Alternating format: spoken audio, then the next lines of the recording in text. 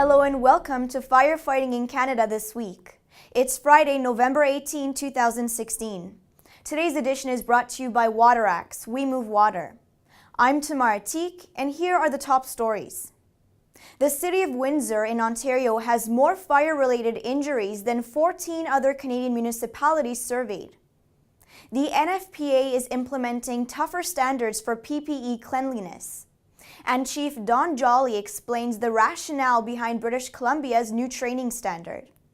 A report by Municipal Benchmarking Network Canada says Windsor has an average of 19 fire-related injuries per 100,000 people, compared to an average of 5. Windsor Fire Chief Bruce Montone told CBC News that some residents re-enter burning homes or get hurt trying to fight the fire, which may explain the number of injuries. A CBC News report did not say whether Windsor has more fires than the other cities surveyed. The president of the Windsor Professional Firefighters Association told CBC that the city now reports injuries that do not require hospitalization, and that may impact the numbers.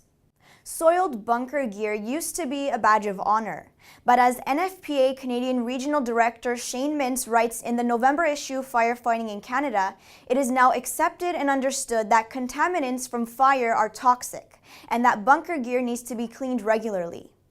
Mintz says the NFPA will update its 1851 standard to include new cleaning procedures and technologies. It's fairly evident that current cleaning methods are good, but the reality of the fact is that these are really just best practices that really don't have any basis in science whatsoever.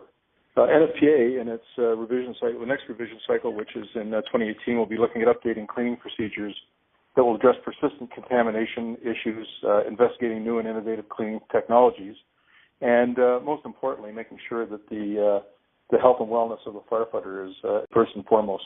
Thanks, Shane. While large departments rightfully use NFPA 1001, many volunteer departments in British Columbia are unable to meet the minimum training standard.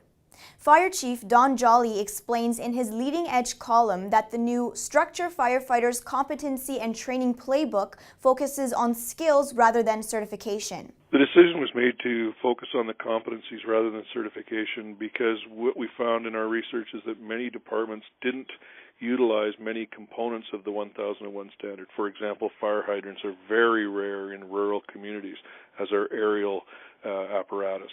So we wanted to focus the requirements for a particular jurisdiction on the reality of the skill sets they actually required there, rather than on an arbitrary standard such as the 1001. Thanks, Chief. That's our show for now from Annex Business Media's Niche TV newsroom. Thank you to our sponsor, WaterAx. On behalf of all of us here at Niche TV, thanks for watching.